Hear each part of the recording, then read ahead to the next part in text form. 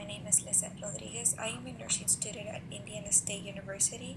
Today I will be providing you guys with the presentation on adults at risk for diabetes type 2. The presentation is called Diabetes Prevention.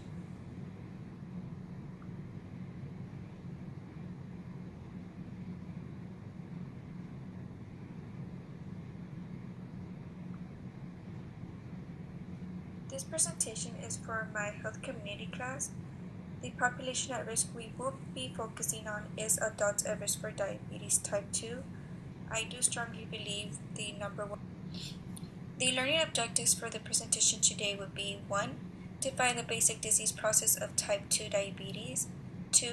Define the normal ranges and abnormal values of blood sugars including HbA1c as part of diagnosing diabetes. 3. Prevention of diabetes through identification of high-risk subjects and early intervention in the form of providing health education.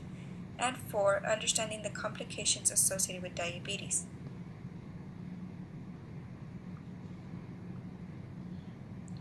Okay, if y'all could take a moment to pause the video for now and look at the description box below the video. In this description box, I have two different Dropbox links, and one of the Dropbox links includes a educational form, which is basically an outline of this video, and it also provides different links of diabetes that you can use for further information. And the other link, I also have a pre-test. You could download it once you open it. What I would like y'all to do right now is take the test, resume the video. Once the video is completed, you want to compare answers and see what you have learned. So what is diabetes type 2? Diabetes is a disease that occurs when the glucose in the body, also known as blood sugar, is elevated.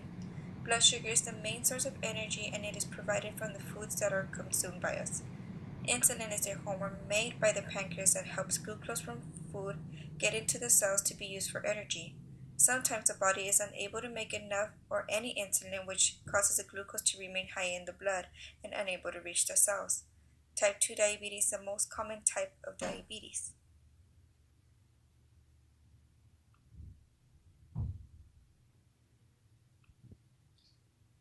The basic disease process of diabetes. The cells in the body require insulin, which is what they use to accept glucose. Glucose is necessary for metabolism within these cells.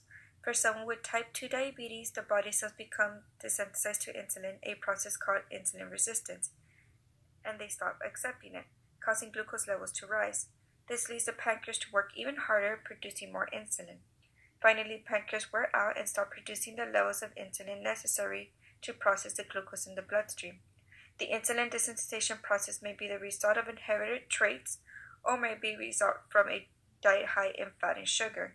In either case, a poor diet and sedentary lifestyle will exacerbate the condition.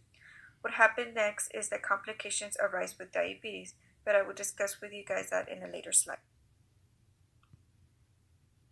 With every disease, there are risk factors. You're at a risk for developing type 2 diabetes if you have prediabetes, which I would explain to you what it is in another slide, being overweight, being 45 years or older, having a parent, brother, or sister with type 2 diabetes, being physically active less than 3 times a week, or being African American, Hispanic Latino American, American Indian, or Alaskan Native. These are all factors that put you at risk for type 2 diabetes. How to diagnose type 2 diabetes. In this slide, I have included 3 different tests that doctors use to diagnose diabetes. The most common test used is the H1C test. The H1C test measures your average blood glucose for the past 2 to 3 months. The advantages of being diagnosed this way is that you don't have to fast or drink anything. Diabetes is diagnosed at an H1C of greater than or equal to 6.5%.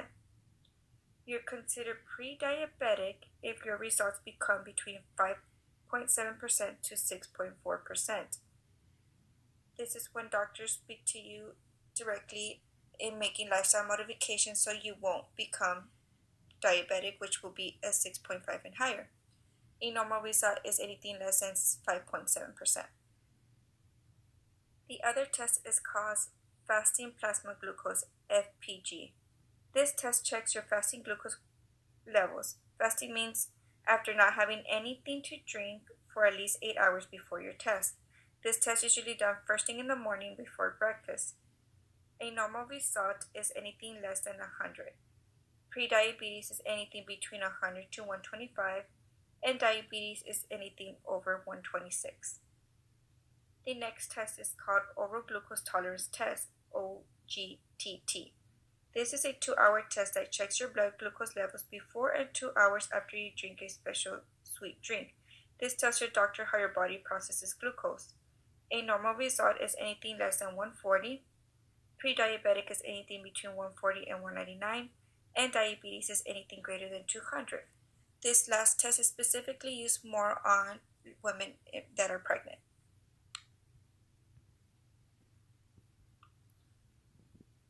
So you heard me use the term prediabetes, and you may be wondering what exactly it is.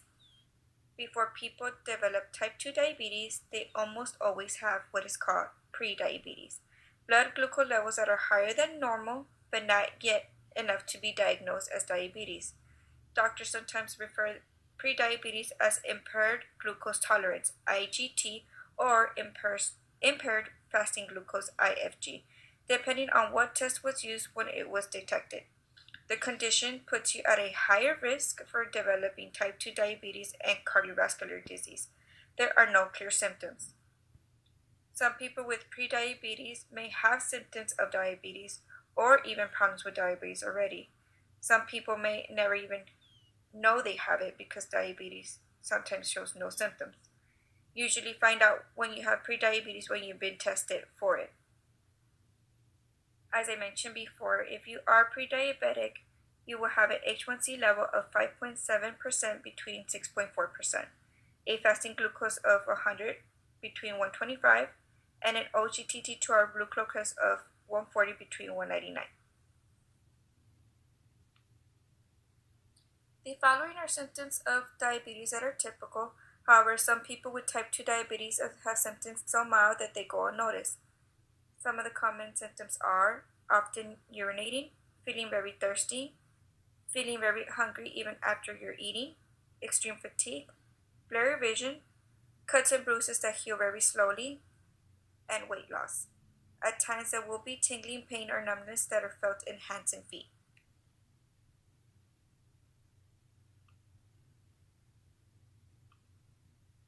Early detection and treatment of diabetes can decrease the risk of developing the complications diabetes. In this slide, I included a list of complications that are. Education is the number one key to preventing type 2 diabetes. Something I wanted to mention, guys, is that you will not develop type 2 diabetes automatically if you're pre-diabetic.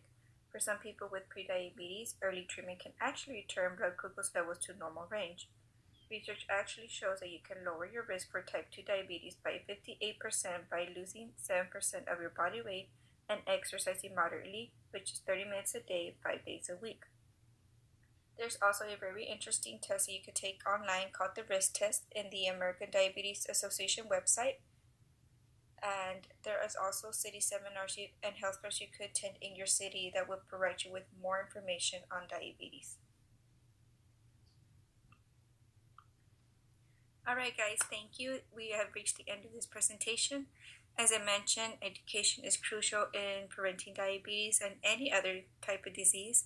At this time, you would like to take the test again, post-test, and compare your answers, see if you learned anything new, share any information today you have learned with your family and friends. Below I also provided a handout that provides also links where you can learn more about diabetes. Thank you, and I hope you guys have a great day.